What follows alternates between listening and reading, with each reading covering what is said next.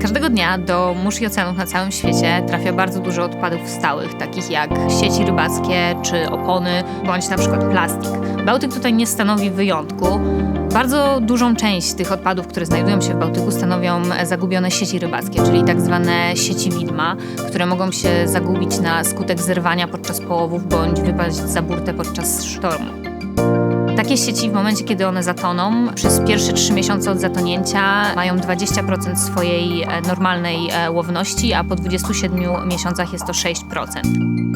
Z doświadczenia wiadomo, że jeżeli sieć zalega dłuższy czas na dnie, no to w takiej sieci można znaleźć, no powiedzmy, całe spektrum tej ryby, czyli od szkieletu po rybę wygłodzoną, a jeszcze żywą. Na Wybrzeżu Polskim, począwszy od Zalewu Szczecińskiego, estuarium Odry, poprzez całe wybrzeże Bałtyku, kończywszy na Zalewie Wiślanym, jest realizowany szereg projektów, które mają na celu właśnie poszukiwanie i wyławianie utraconych narzędzi połowowych. Przystępując do realizacji działania Czysty Bałtyk, Zrzeszenie Rybaków Morskich połączyło swoje wysiłki z Krajową Izbą Producentów Ryb z Ustki, aby w tej akcji jak największa rzesza rybaków wzięła udział. Nie tylko nasi członkowie, ale również rybacy niezrzeszeni. Nasi wszyscy rybacy zdecydowali się do wzięcia udziału w tym programie. Wpłynie to pozytywnie na całą tutaj biologię tego Zalewu Wiślanego. W ramach projektu rybacy zostaną przeszkoleni z tego, w jaki sposób odpady morskie wyławiać tak, aby nie szkodzić środowisku, i następnie będą wypływać w morze i tych odpadów szukać. Każda jednostka poszczególna wypływa 15 razy na 8 godzin. Przeczesuje dno Bałtyku w poszukiwaniu utraconego sprzętu połowowego. Wyglądało to w ten sposób, że jednostka wychodziła, zajmowała pozycję, robiła zdjęcie i zaczynała trałować. Płynie się, jest długa 50-60 metrowa linka, na końcu której jest tak zwany szperak, i jeżeli coś zahaczy, no to wiadomo, że mamy jakąś utraconą sieć. Muszę zaznaczyć, że to jest nieprawdopodobnie nudna robota, ale cel uświęca środki.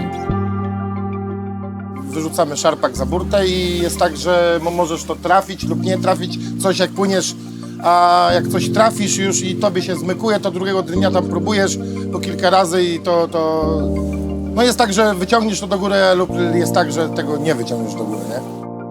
Udało nam się dzisiaj wyciągnąć sznur PP, propylen i kotwiczkę stalową. Jak coś znajdziesz, to jest dzień udany. Zdarzały się sytuacje, że rybacy w jednym miejscu znajdowali tyle sieci, że nie byli w stanie wydobyć ich i ułożyć na pokładzie.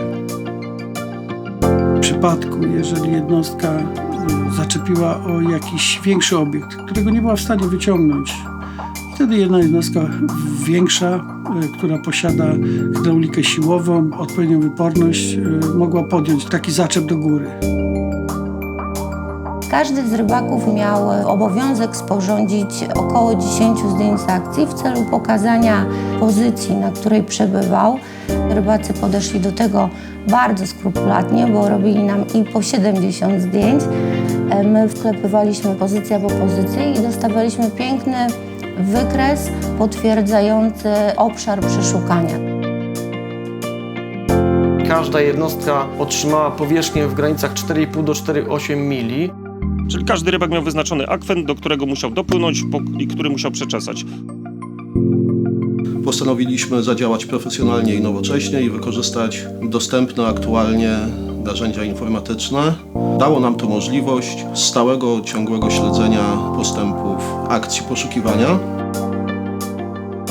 Te jednostki wypływają w te miejsca, które zostały wyznaczone, podają nam dane, gdzie rozpoczynały poszukiwania, kiedy robiły zwroty, generalnie wszystkie dane pozycji geograficznej. My te pozycje nanosimy na tą mapę i wtedy wiemy mniej więcej, jak prowadzone były te poszukiwania. Przyjęte przez nas rozwiązanie pozwoliło nam na bardzo precyzyjne śledzenie tego, jak rybacy wykonywali poszukiwania.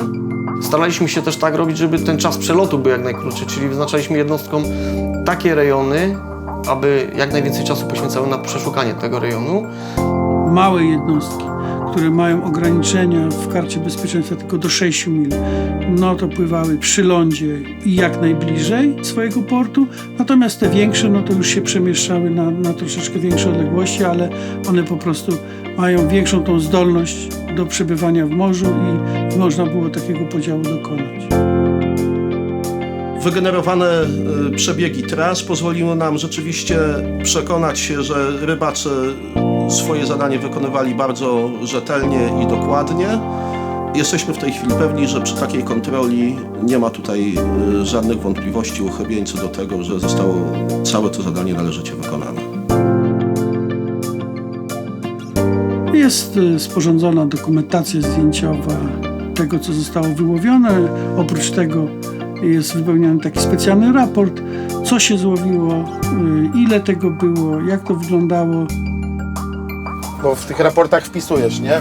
GNS-y, LLS-y, to są te sznurki haczykowe i żaki, nie? Tutaj masz materiał propylen, jakiś ten stal i tu wpisujesz w tej rubryki. Tu masz jeszcze gatunki ryb, które były w siatkach, wiesz, także tu wszystko w tych rubrykach tutaj wpisujesz, gdzie masz opisane, nie? Jednostki, które schodziły z morza i miały zaraportowane jakieś tam połowy śmieci czy sieci win, to zdawały to wszystko na ląd. Zostało to zważone, wsypane do takich dużych bigwagów i później te worki właśnie zapełnione odbiera od nas firma, która się zajmie utylizacją tego.